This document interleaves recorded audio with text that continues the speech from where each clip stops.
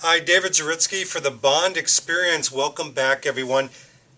Many of you know out there that my day job is not this, as much as I would like that. It's actually a president of an advertising marketing company. And one of the things that we talk about with clients all the time is the brand journey.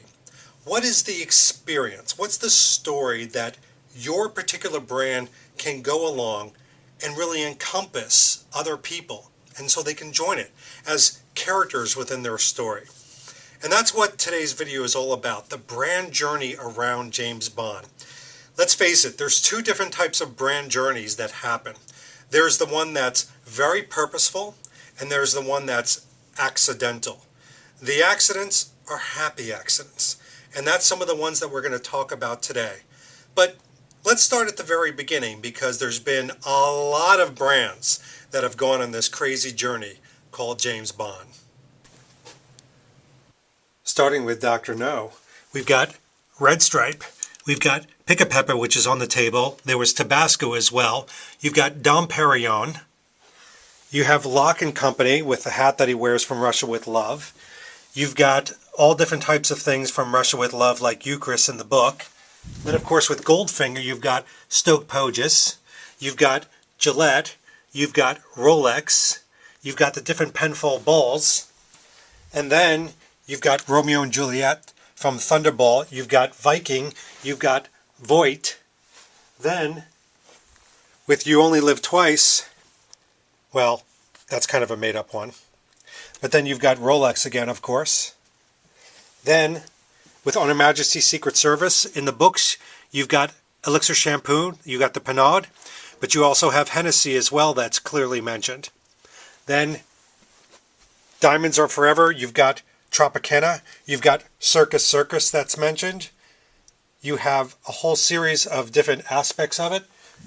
Live and Let Die, you've got Pulsar, you've got also Floris, mentioned for the first time in the books. Then you've got Gillette Track 2 that he uses in the bathtub. Then, as we fly over to the Man with the Golden Gun, not much there that I have, but as we go over here, we see that, sure enough, we've got Seiko, a Seiko watch that's seen in Moonraker. Then we've got a Tasco camera that is seen. We've got different types of cross pens. We've got a Barnett crossbow. We've got Seiko watch, another Seiko watch in Octopussy. We've got a certain restaurant mentioned. Oh my gosh, it's a killer something. Then we've got Sony that's also mentioned in A View to a Kill. Then as we fly over to Brosnan in GoldenEye, we've got Zippo, we've got Romeo and Juliet. Brosnan, as you can see, was a plethora of different things, because we've got, of course, the Ericsson phone from Tomorrow Never Dies. We've got the Dunhill lighter. We've got Jack Daniels that's sitting on M's desk. As we move over here, we of course have the Jornada, the Hewlett-Packard that was used, as well as the Talkabout, and of course the Calvin Klein sunglasses used in The World Is Not Enough. Of course, as we come to Die Another Day, that's when the explosion of brands really happens. We've got the Philips shaver with Norelco. Did I say Philips? Ignore. We've got Sony Ericsson. We've got the Sony Ericsson phones all around, etc. We also have the Persol sunglasses. Then, as we go over to Casino Royale, again, another plethora. Sony merchandise, Sony Ericsson.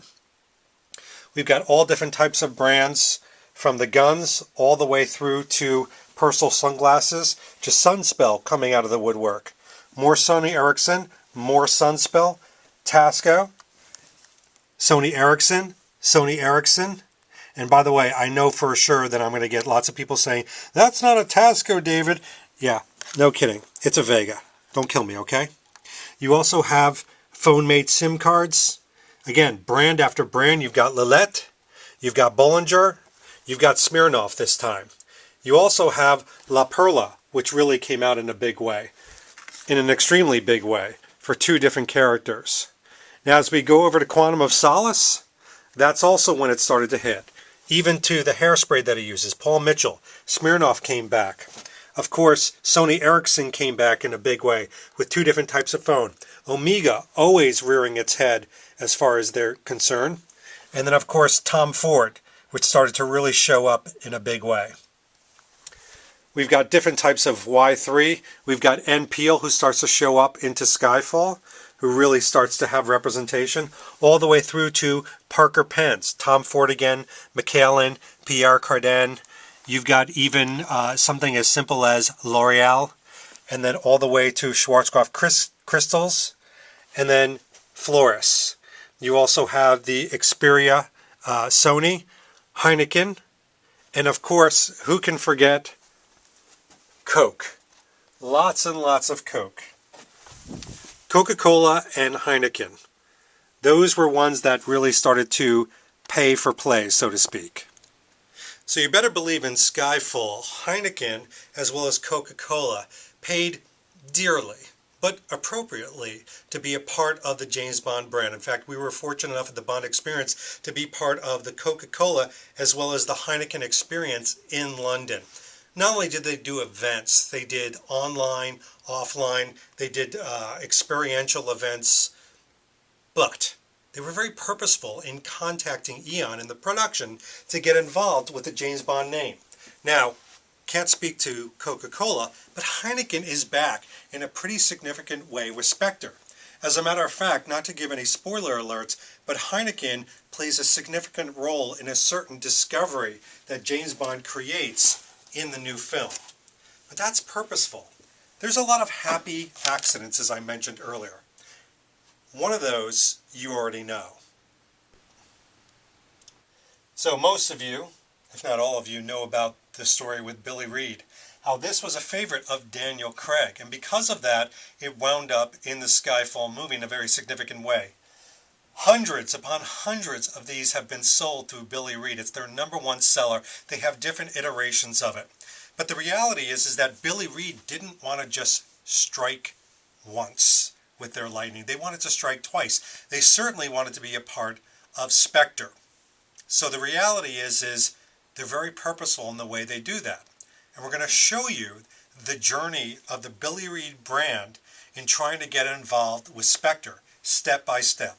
This is the first step. First of all, Daniel Craig.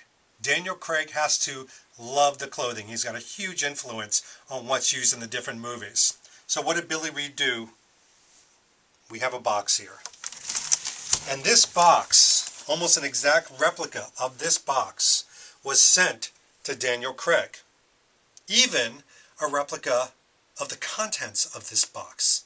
Now let's take a look at this particular box, because this box showed up at my door very much like it would show up in front of Daniel Craig. And who doesn't like getting a new box, much to the chagrin sometimes of my wife, but this was a gift from Billy Reed, so it's well appreciated.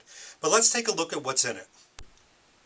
So we've got to talk about some realities now. I mean, some of the realities that people need to envision is think about an entire room filled with wardrobe from different companies, Schott and Barber and Belstaff, etc., laying around different fabrics, different clothing.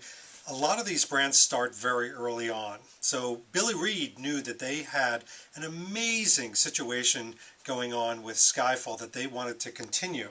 So in sending this particular box to Daniel Craig was a very strategic move, because Daniel Craig loves Billy Reed. He has put his own plastic down, and there's a manifest that actually says jeans and clothing, different pieces, sweaters, and of course the now very famous Skyfall coat. This was the next iteration. So Billy Reed sent a replica of this box with these two pieces. And now we've got a beautiful Billy Reed bag, and you are now Daniel Craig. So this is what Daniel Craig saw when he opened this box. So a Billy Reed bag just like this. He, I can't say for sure if he put it down like this or not, but he opened it up, and the first piece that presented itself was this. Now this may look a little familiar to some people. It is actually the Skyfall Peacoat in a marled cotton and wool, very soft. It's almost flecked. Listen to me get old Jay Peterman on you. But the reality was it's the same type of cut, same unstructured inside, but a much softer hand. So whereas the Billy Reid one over there, which was in Skyfall, is very structured, this one is a little bit softer. Now this is also a medium. You're going to notice that right off the bat, it has kind of a different type of feel. It's a little more slouchier. It's not quite as fitted, but soft to beat the bear. And it still has the same type of details, like on the back, the leather, as well as the leather on the pockets itself. So let me kind of paint the picture here. This is for fall of 15, and Billy Reid basically said, okay, we've got two of them. We've got one that we're going to show everybody, and we're going to have one that we're going to send to Daniel Craig. That's amazing.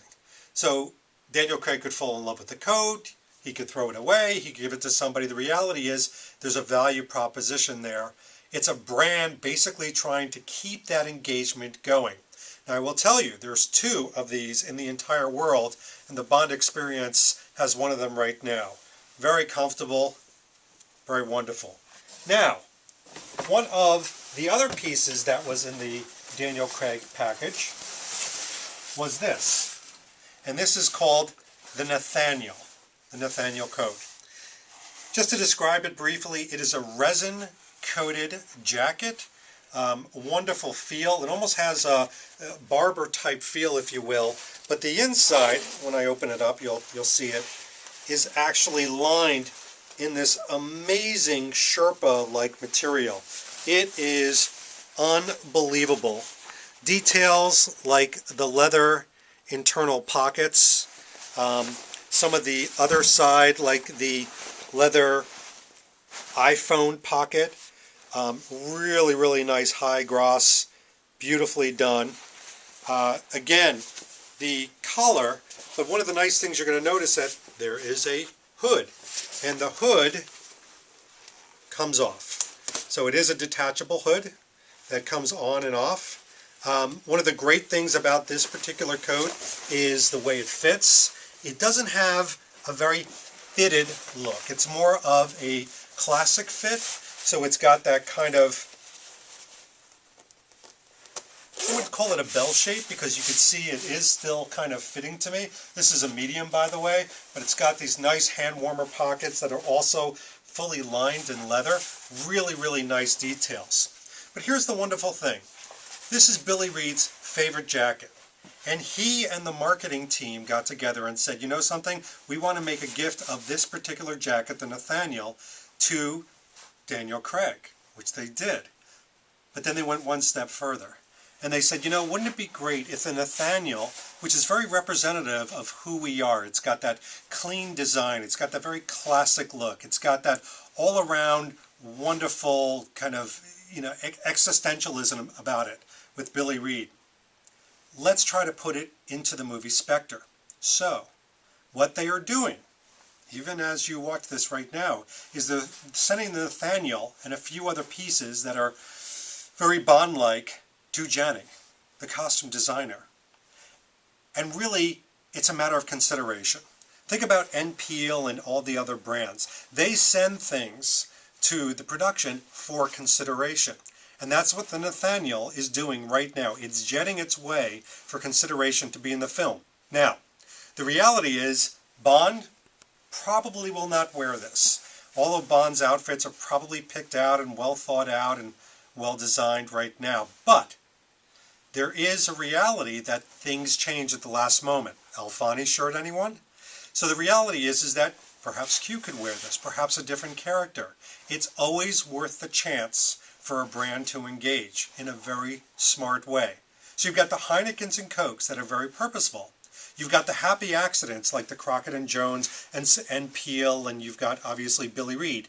And then you've got Billy Reid who is intelligent enough to really go that added distance to try to re-engage. And that's exactly what we're doing. So, what's going to happen now? We don't know. We don't know.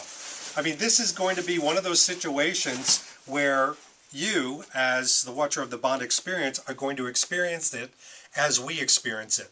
We'll hear from Billy Reed. We'll hear about the production.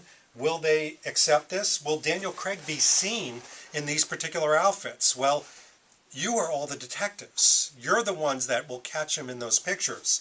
If he sees this, it immediately becomes a Daniel Craig piece, doesn't it? And then people covet it.